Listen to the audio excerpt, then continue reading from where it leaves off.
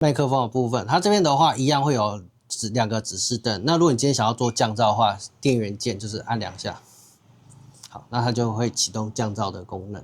單支的價格，第2代它是890元，所以其實 CP 值是超級高。嗨，我是沙啞小薰薰，歡迎回到我的頻道。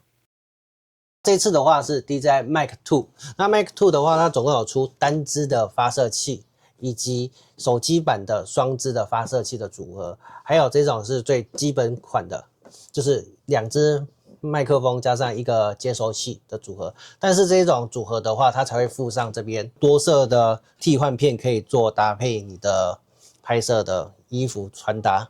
像這邊的話都是可以直接做替換，你今天想要粉紅色，直接磁吸上來，或你今天想要可能紫色也是一樣。而且這樣子的好處是說，你2支麥克風可以搭不同顏色，你在使用上也比較不會有搞混的問題。好，然後在這次有做一個升級，就是說它的磁吸的背夾方向性是可以直接自由去吸的。对，如果你說今天衣服的位置啊，有角度限制的話，這邊都是可以做調整。這次的 Mic Mini 2的升級的部分，它這一次有3種顏色可以去做調整：常規模式、明亮模式，還有飽滿模式。那常規模式的話就是正常的錄音，那明亮模式的話，它會着重於高音的部分；飽滿的話，它是重音的部分，男生講話的語氣會再更穩重一些。那如果說你想要再做降噪的話，它還有2檔的降噪效果。麥克風的部分，它這邊的話一樣會有2個指示燈。那如果你今天想要做降噪的話，電源鍵就是按2下。好，那它就會啟動降噪的功能。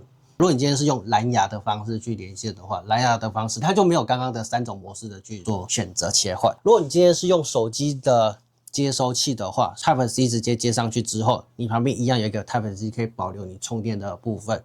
那底下還有3個檔位，就是剛剛所提到的3個檔位，可以直接從這邊做切換。如果你今天沒有用手機的接收啊，就要從 App 上去做切換檔位的模式。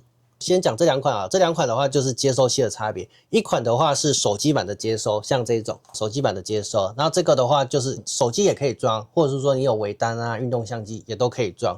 那差別最大的就是說手機版的話會比較輕便。那如果你今天要更專業的功能，那當然是選這種標準版。標準版的話，這邊可以做增益去做調整。那如果說你今天買的這一套的版本啊，想要加手機版的話，單獨加購大概500多塊而已，也是蠻划算的。那如果你今天都是用手機做拍攝的話，那我會推薦直接買2發1收的手機版的組合，會是最方便的。今天是想要配運動相機，比如說配 Pocket 3啊，或者是 Action 6啊這些的相機，你也不需要到很多支麥克風，那其實買單支是最划算，因為單支的話不用接收器，直接配對，也可以直接做使用。單支的價格，第2代它是890元，所以其實 CP 值是超級高。DJI 的話，性價比都是還蠻高的。如果說以上介紹的話都覺得還不錯，可以再參考我們購買。OK， 那今天就到這邊，謝謝，拜拜。今天的影片就到這邊，我是沙啞小薰薰，感謝你的觀看，也歡迎幫我把影片看完，按讚、訂閱、留言支持一下。